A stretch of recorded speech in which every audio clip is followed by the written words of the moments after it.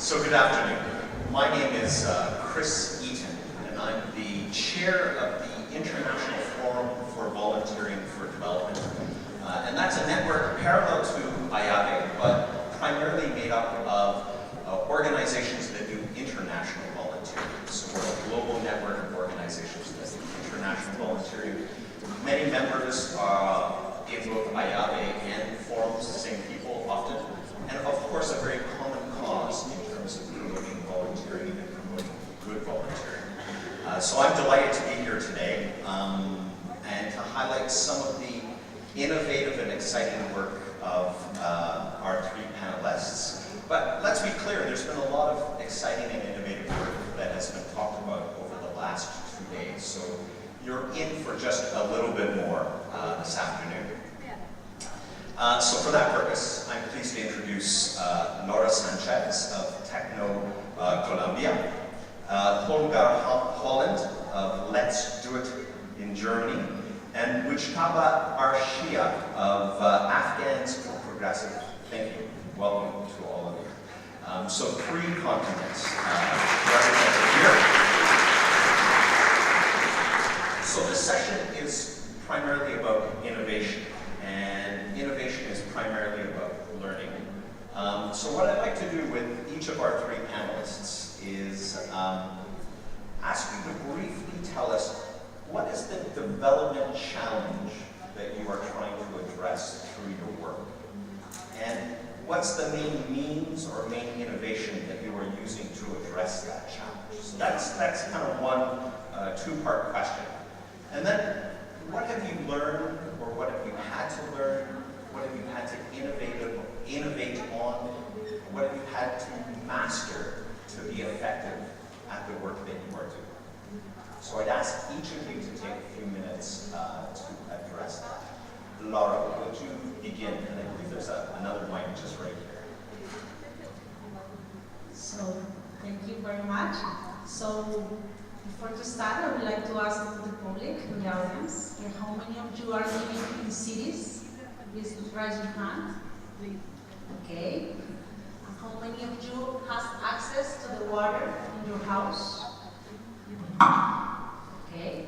And how many of you are part of a formal community organization?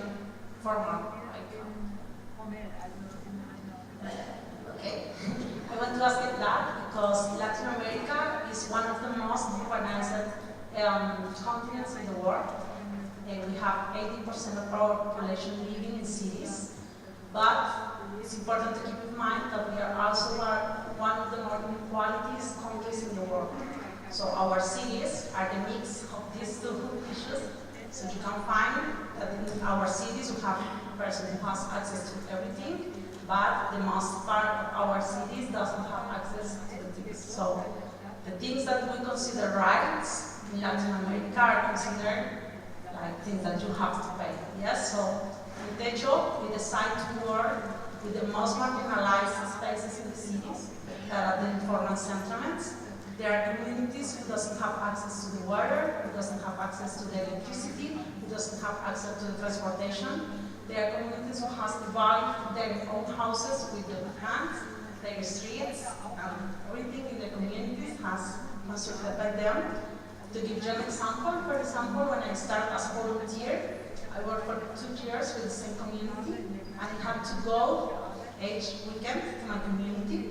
But to go, I had to take 3 different buses. I had to take and pay 3 different buses. Another person from my community has to do the same thing all days to go to the work, or the days if they have a healthy emergency, they have to do also that.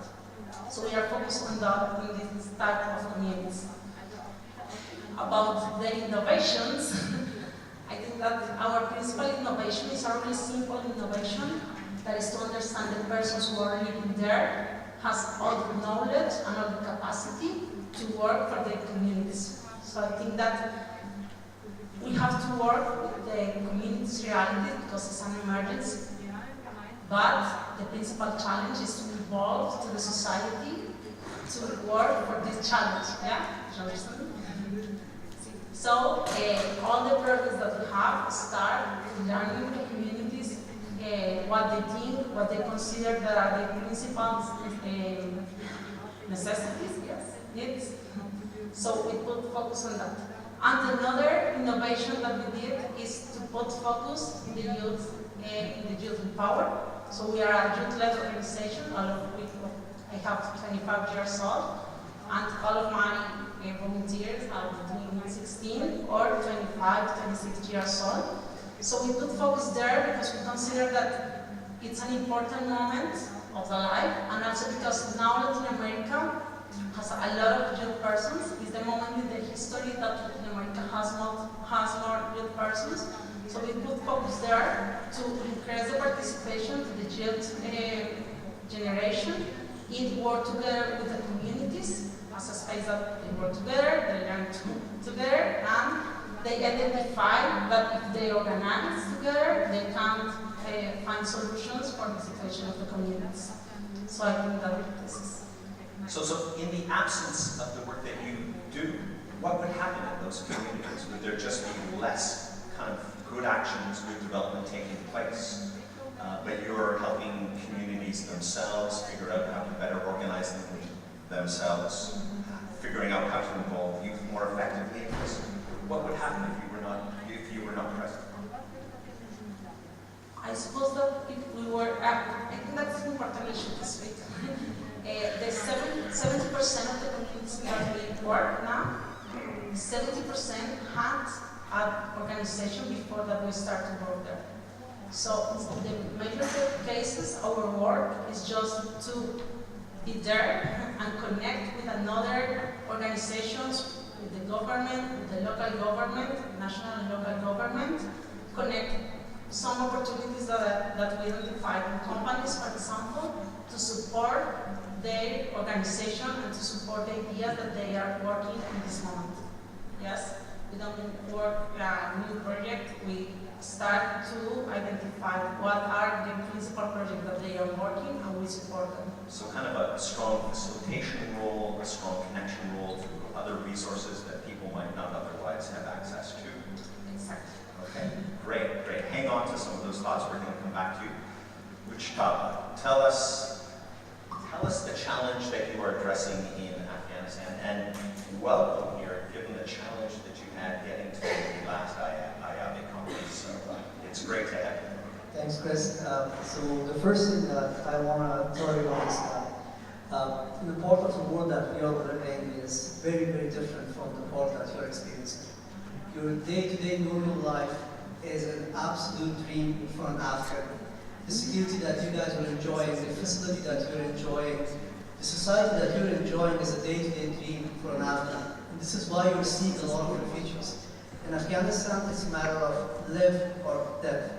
This is very serious. And now, I want to give an example that we are working in this environment. But this is not all. This is not the whole face of Afghanistan. The other face of Afghanistan is that 60% of Afghanistan is formed by youth population. And is projected to be 70% in the next 15 years. To say that, it means that the median age in Afghanistan is 18. For instance, in Germany, it's 46. Our organization is focusing on youth of Afghanistan. We think that youth of Afghanistan are the real change maker for not future, but we are thinking that they are a change maker part of the present.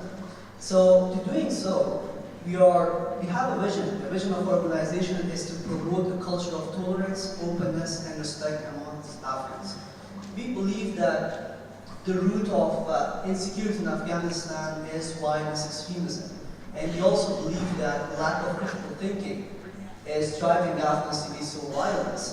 One of the key areas that are lacking critical thinking is the school and education system in Afghanistan. Basically, the education in the school and universities in Afghanistan are promoting a culture of obedience. It teaches the students and children to obey the leaders, obey the elders. It shows them that whenever they face a religious person, they get brainwashed so easily because they have been told that whatever is coming from the elder, you have to respect and you have to accept. And this kind of society, we are promoting critical thinking. We are doing this through teaching leadership. We are doing this through teaching, debating to the youth of Afghanistan. So this is what we are doing. This is the key thing that we are doing in Afghanistan. In the past 7 years, we have empowered more than 16,000 youths across the country. And yearly basis, we are working with more than 1,000 university students. So this is the first thing. The second thing, which is about innovation. So we are basically working with humans. So there isn't any room for innovation or inventing something. But the point is that we are following two theories in our work. The first theory is contact theory. We believe that if we send Afghans, if we send youth of Afghans to other countries, if they just get in contact with fine peoples like you, they get this understanding that the whole world is not evil. They get this understanding that, yes, you can be a globalized person, you can have a modern worldview, and yes, you can be a modern person. This is the first innovation that we have. The second is the change theory. Change theory is also being applied through debating and through leadership, which is basically relying on critical thinking. So these are the 2 years that we are working on. Do you have any good examples of people who you thought were kind of veering off in the wrong direction, but the work that you have done has impacted a more positive direction that they have taken? As I've shared this, one of the good things that we love about our job is that at the end of the day, we see the live example of how people are being changed, how easily they can be changed in our work. I'm not going too far. Based on the organization that I'm working, there are project managers who are with thoughts of Salafis, if you say, or they had this extremist. Salafis are extremists. Extremists. We call it Salafis. No offense.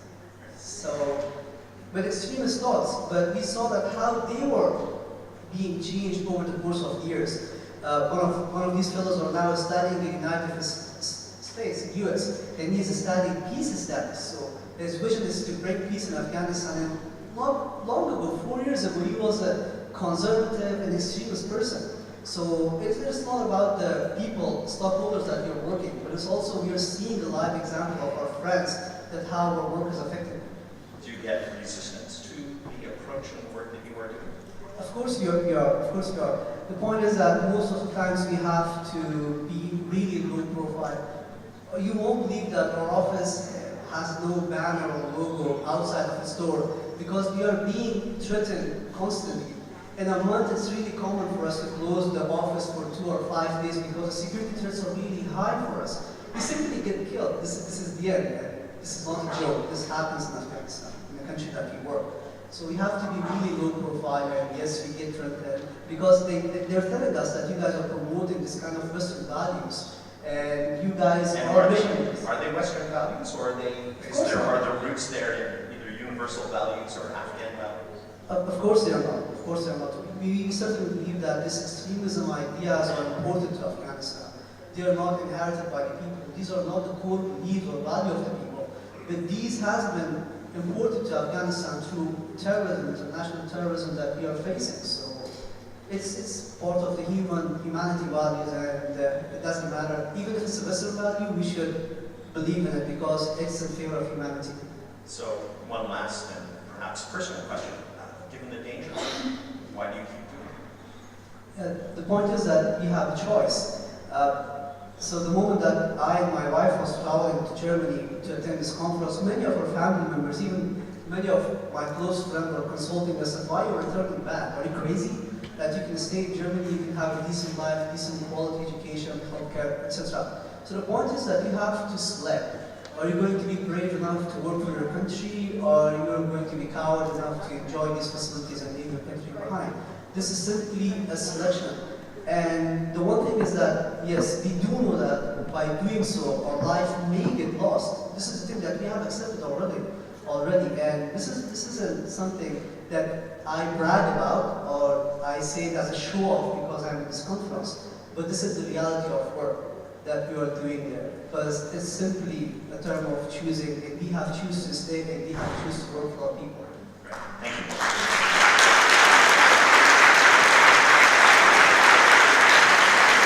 Okay, Holger, a different set of issues that you're addressing, but also a really important set of issues, and on a different scale as well. Tell us.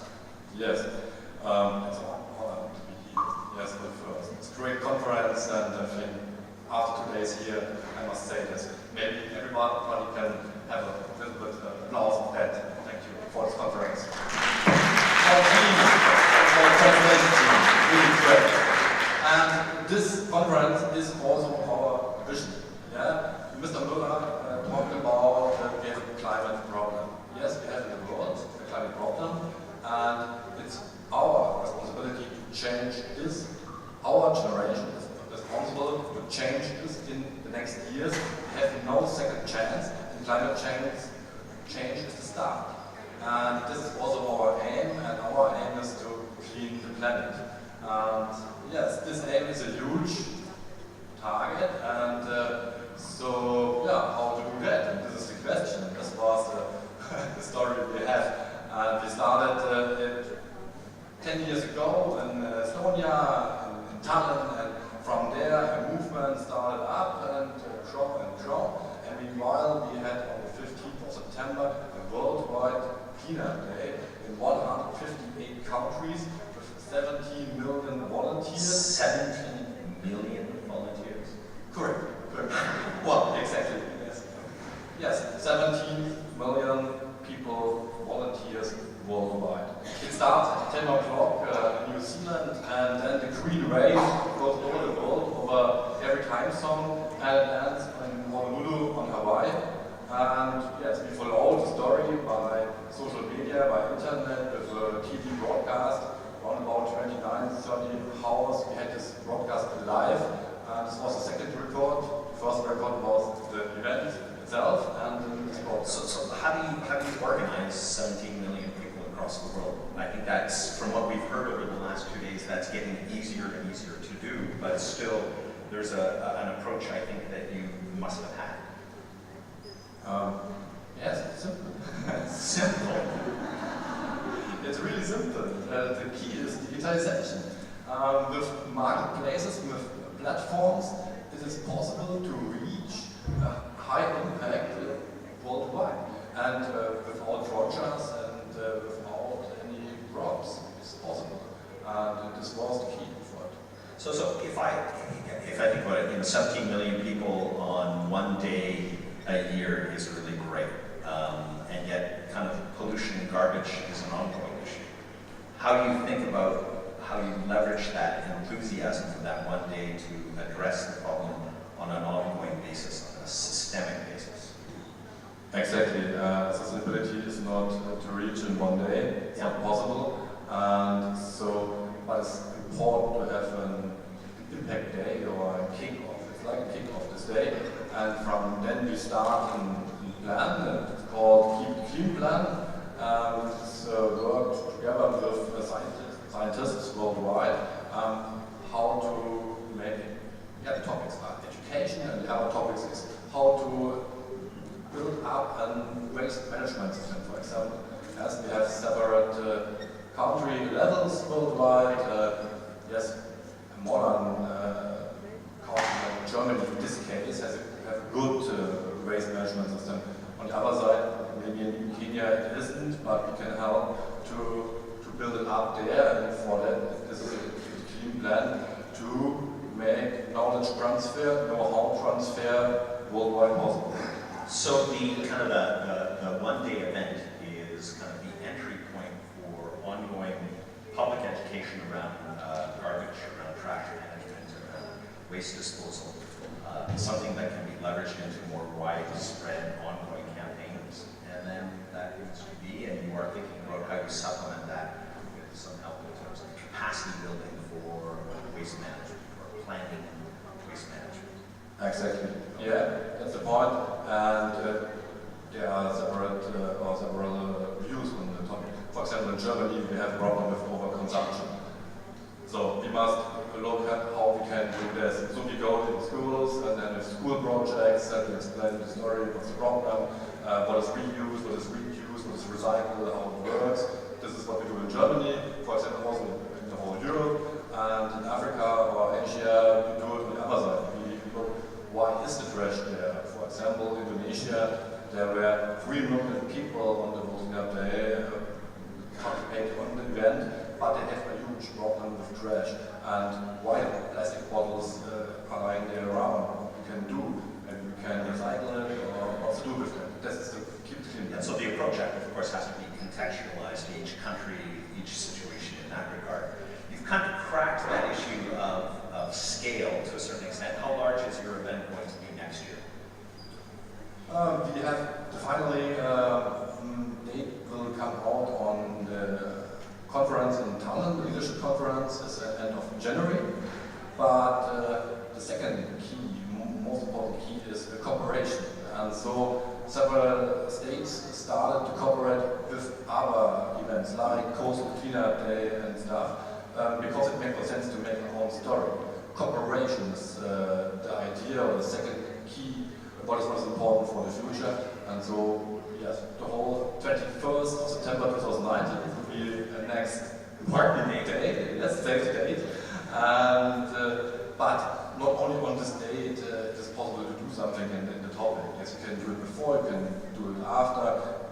Also, companies are going in to help us. We have with Booking.com, with other companies, they go in, want to look at what they can do, and then we start projects, care days, something like that. Then we go in and educate also these peoples, and this is really great. So it seems, Laura and Mujtaba, Holger has thought a lot about scale. He started at a really big scale very quickly. How do you think about scale in the context of Colombia? Because, you know, the needs are probably greater than you are currently able to address it. We need to think about the scale of our activities so that they're commensurate with the scale of the issue that we're trying to address. So how do you think about that? But then how do you think about also, how do you sustain the enthusiasm and engagement of the volunteers that you involve in your work? And I'm going to ask you the same question next, but Laura. Okay, I think that the question about the scale is a really important question for all organizations. In our case, as I told you, we're focused on informal settlements, but in Latin America there are like 100 million of people living in informal settlements. So we have to ask, do we work with all of them? Or how we have to gear up to work with all of them? Is that sustainable? When we made us that question, we decided to continue working for the emergency situation in informal settlements, for us to have a work with the government to use that work in important change and structural change. For example, the last week in Buenos Aires, Argentina, the law about urban integration was approved. But that law was the result of work for 6 years for community organizations, for Techo, and other organizations, and it law will cover 4,000 informal settlements in Argentina. So we are convinced that we have to continue working in the emergency of people who doesn't have a house to live. Yeah. But we also have to connect this work with the work with government and with the public state, with the public policy.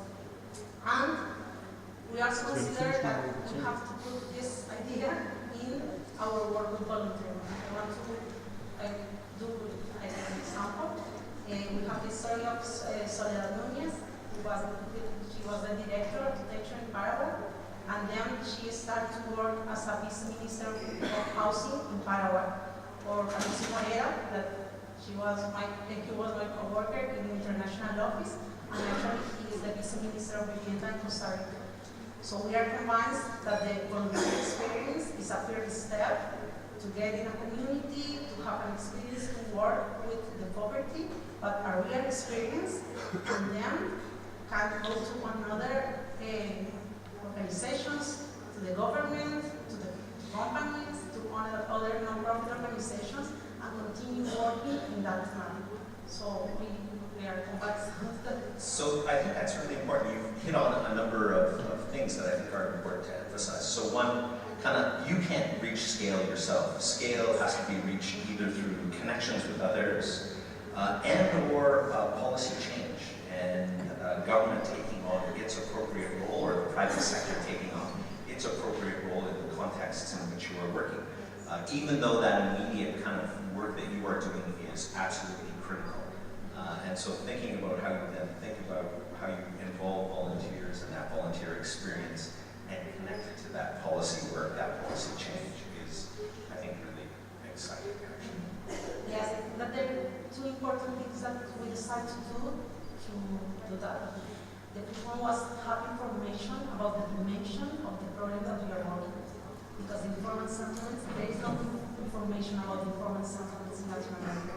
So we have a meeting with a government, and they have to give them information to interest them in my work. So we decided to start to get information about all the informal settlements in Latin America. Until the moment we have 7,000 informal settlements, for example, in Argentina. We start with that project, and when we start with Buenos Aires. But at the final of the project, we start to work with the government to have all the information from all the national territory. And the other thing that we have to do is combine and demonstrate that our work is working. Yes.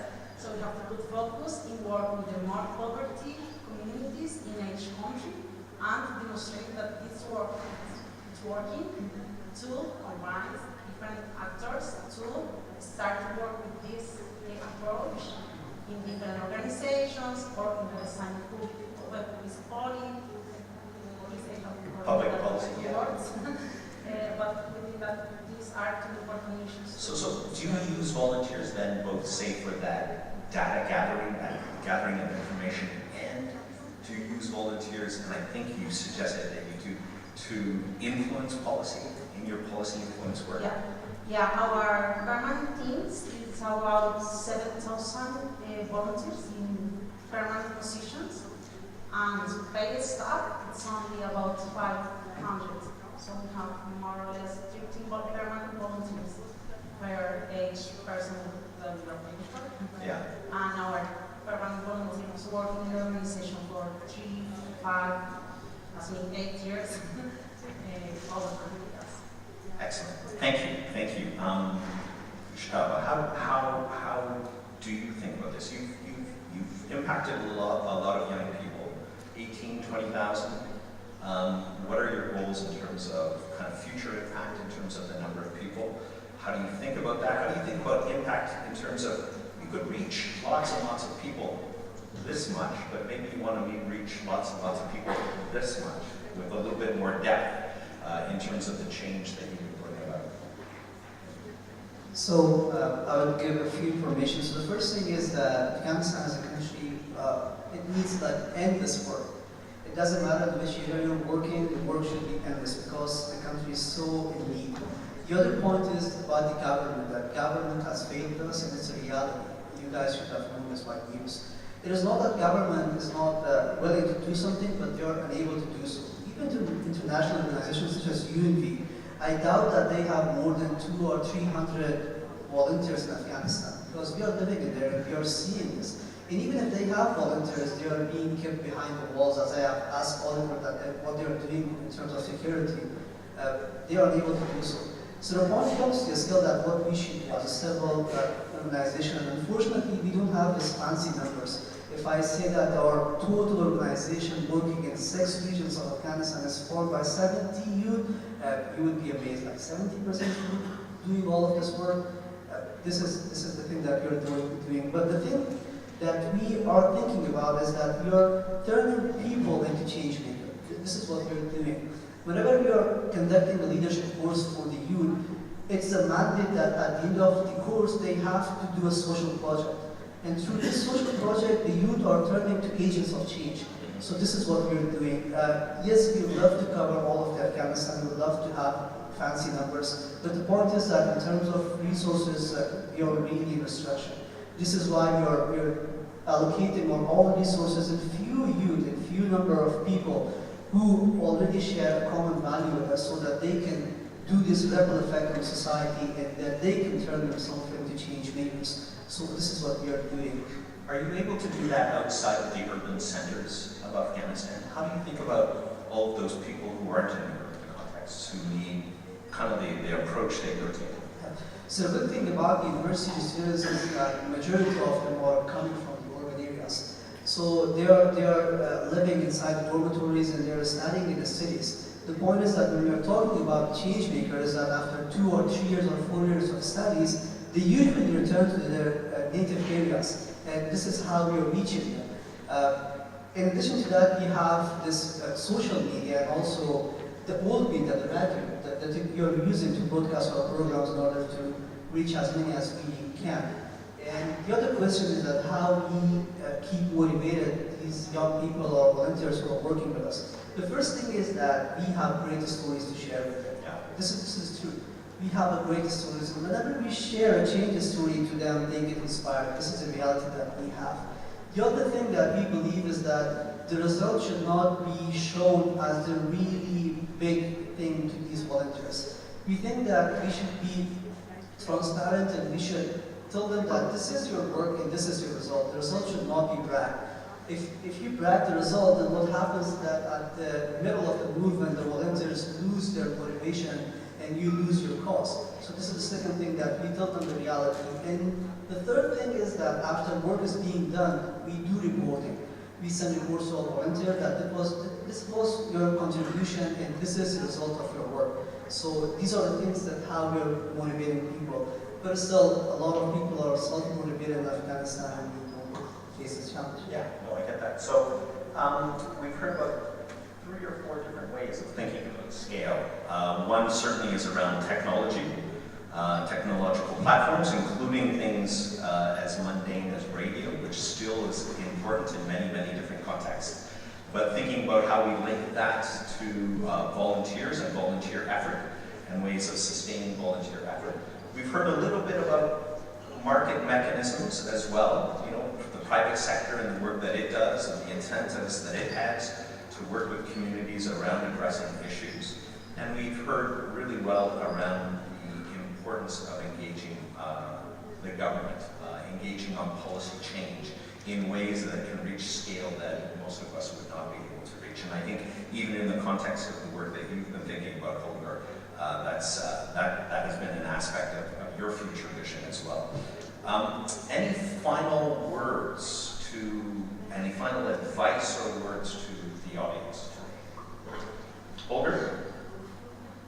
Laura?